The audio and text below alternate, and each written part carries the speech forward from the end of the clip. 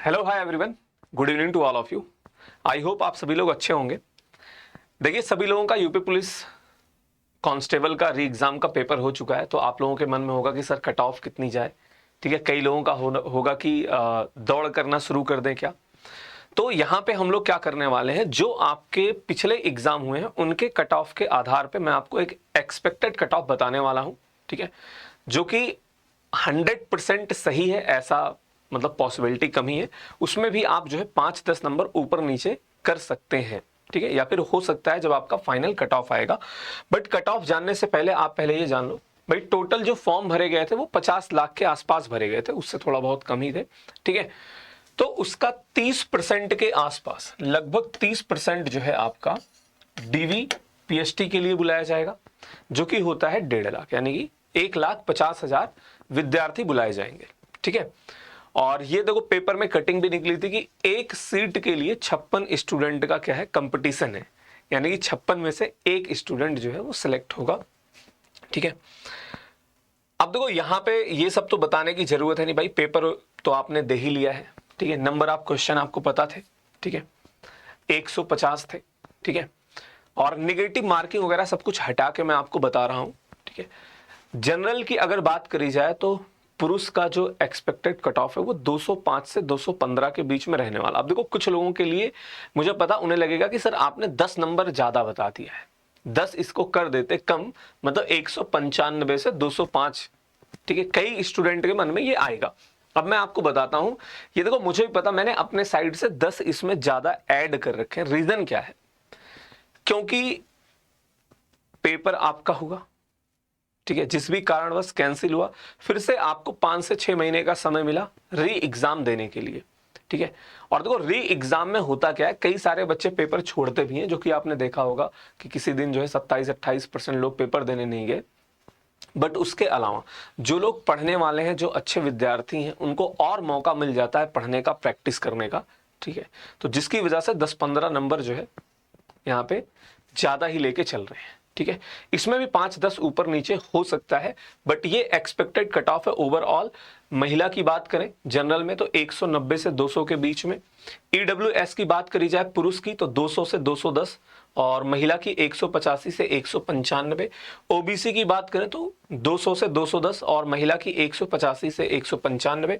SC की बात करी जाए पुरुष की तो 160 से 70 के बीच में।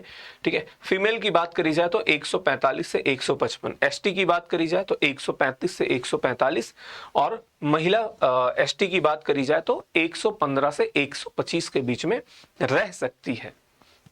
देखो आपको करना क्या है, मैं कह रहा हूं अगर इससे 10-5 नंबर ऊपर ज्यादा या फिर कम आप हो तो आप अपना रनिंग वगैरह करते रहें, ताकि बाद में ऐसा ना हो कि रनिंग के कारण जो है आपको मतलब आपका सिलेक्शन, फाइनल सिलेक्शन ना हो। ठीक है, तो इसके हिसाब से आप 10-5 नंबर ऊपर नीचे भी हैं तो आप जो है अपना रनिंग वगैरह करते रहें।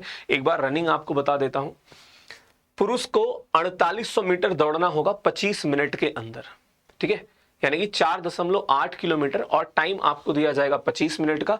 महिला की बात करी जाए तो 2400 मीटर की रेस 14 मिनट में आपको कंप्लीट करनी है। तो ये फिजिकल की बात हो गई। ठीक है, देखो जब आपको वहां पे बुलाया जाएगा, ठीक है, पहले आपका डॉक्यूमेंट वगैरह वेरीफाई करके फिर आपका जो है फिजिकल होता है। ठीक है, तो आप अभी से प्रैक्टिस करना शुरू कर दो। ठीक है, धीरे धीरे, मतलब अभी कम दौड़ो लेकिन दौड़ना स्टार्ट कर दीजिए, जो लोग भी इससे ज़्यादा नंबर पा रहे हैं। ठीक है, ये जो आपका हमने कट ऑफ बताया है, इससे ज़्यादा नंबर अगर आप पा रहे हो तो आप दौड़ना शुरू कर दें। ठीक है, और फिर कई लोगों का मतलब ये होगा कि सर हमारे नंबर तो 100, मतलब जनरल हूँ 180 से कम रह गए हैं या फिर 190 से कम रह गए हैं। देखो 190 के आसपास हो तो सच बताऊं, दौड़ो भी पढ़ो भी, ताकि जब अगला पेपर हो तो आप उसमें जो भी आपसे कमी रह गई है, जिस भी विषय में आपने अच्छा स्कोर नहीं किया है, उसको सुधारें। ठीक है, और हो सकता है भाई 5-10, क्योंकि कई लोगों ने पेपर भी छोड़ा है या फिर हो सकता है कि किसी अदर एग्जाम को टारगेट कर रहे हो, तो इससे 5-10% चांसेस आर वेरी लो, बहुत कम चांस है कि कट ऑफ इससे बहुत ज्यादा नीचे आएगा। 5-10 नंबर इधर उधर हो सकता है। ठीक है, तो आप अपना जो है रेस करना स्टार्ट रखें। ठीक है, और साथ के साथ अभी देखो इन फ्यूचर आपके भाई, जिन लोगों ने इसका एग्जाम दिया, आपने मैथ पढ़ा होगा, आपने रीजनिंग पढ़ी होगी, हिंदी पढ़ा है, जीएस आपने पढ़ा ही है, तो SSC GD same to same syllabus है, आप उसको जो है, ठीक है, उसका एग्जाम आप दे सकते हो। बस आपको क्या करना है, वही प्रैक्टिस और करते रहिए, जो टॉपिक आपके वीक है उसको आप पढ़ो, ठीक है। उसके अलावा फिर अभी देख रहे हो रेलवे की वैकेंसी, एनटीपीसी की वैकेंसी आने वाली है। अगर आपने आरपीएफ एसआई कांस्टेबल का फॉर्म भर रखा है, उसकी तैयारी करिए, ठीक है। और कोई सीएचएसएल को भी टारगेट करता है, हालांकि उसमें फिर देखो इंग्लिश ऐड हो जाता है, ठीक है।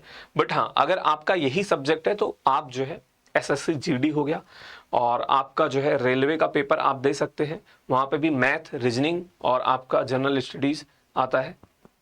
और उसके बाद जो है आप एक पेपर और आपका जो है जैसे यूपीएसआई हो गया, सेम सिलेबस है, बस वहां पे जो लेवल है थोड़ा सा इससे, थोड़ा सा क्या मतलब इससे अच्छा ही होता है यूपी पुलिस से। तो आप उसका भी प्रीवियस ईयर पेपर एक बार उठाकर देखिए, कम से कम 3-4 सेट लगा कर देखो, आप देखो आपके नंबर कितने आ रहे हैं, ठीक है। ताकि जब वैकेंसी आए तो आपको उस समय घबराना ना पड़े कि मेरे पास तो 2 ही महीने, क्योंकि 2 महीने में कोई एग्जाम निकाला नहीं जाता है, सिर्फ आप सिलेबस जान पाते हो कि क्या है सिलेबस में, ठीक है। फिर आपको लास्ट में कमी महसूस हो जाती है कि मुझे 2-3 महीने और मिला होता, तो ये आपको लास्ट टाइम पे ना लगे, इसके लिए आप अभी से ही तैयारी करना शुरू कर दो, ठीक है भाई। कई लोग ऐसे भी होंगे जिनका मतलब यूपी पुलिस में हो जाएगा, उसके बाद उनका टारगेट यूपीएसआई होगा या फिर कोई और एग्जाम वो देना चाहते हैं। कुछ लोग तो अपना विराम ले लेते हैं, बोले मस्त नौकरी मिल गई है, वर्दी पहन के अपना जो है, ठीक है, ड्यूटी करेंगे। बट कुछ लोगों का आगे भी प्लान होता है, तो वो लोग भी पढ़ते रहे, अपना 2-4 दिन रेस्ट करके पढ़ाई करते रहिए, ठीक है। और बाकी इसको अपने दोस्तों के साथ शेयर कर दीजिएगा। जो लोग भी नए हैं, आप चैनल को सब्सक्राइब कर लीजिएगा, ठीक है। और कमेंट बॉक्स में कमेंट करके बता दीजिएगा आपके नंबर कितने आ रहे हैं, ठीक है। और आप कैटेगरी भी अपनी बता दीजिएगा, ठीक है। और उसके बाद अपना नंबर बता देना, ठीक है, कि इतने नंबर हमारे आ रहे हैं। तो हम लोग देखो इस समय जो मैं आपको थोड़ा सा क्लास के बारे में बता देता हूँ भाई। 7 PM पे अभी पहली क्लास होने वाली है, ठीक है, ये आज की टाइमिंग है। बाकी 10 AM पे अगर आप में से भी किसी ने सीजीएल का फॉर्म भर रखा है, तो सुबह जो है हम लोग सीजीएल इसकी क्लास, और 9 PM पर रेलवे, ये 2 क्लासेस जो हैं अभी रखी गई हैं, ठीक है।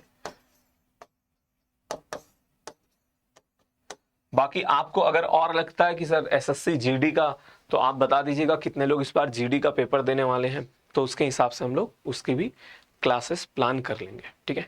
और आप अपने हिसाब से टाइमिंग भी बता देना, मुझे एक आइडिया लगेगा कि कितने लोग किस समय आप फ्री रहते हो या फिर किस समय आप मैथ पढ़ना चाहते हैं। बस हाँ, ये मत बता देना रात के 2 बजे 3 बजे, क्योंकि मुझे पता आप उस टाइम नहीं पढ़ोगे, ठीक है। तो बाकी मुलाकात करते हैं आपसे नेक्स्ट क्लास में, नेक्स्ट वीडियो में।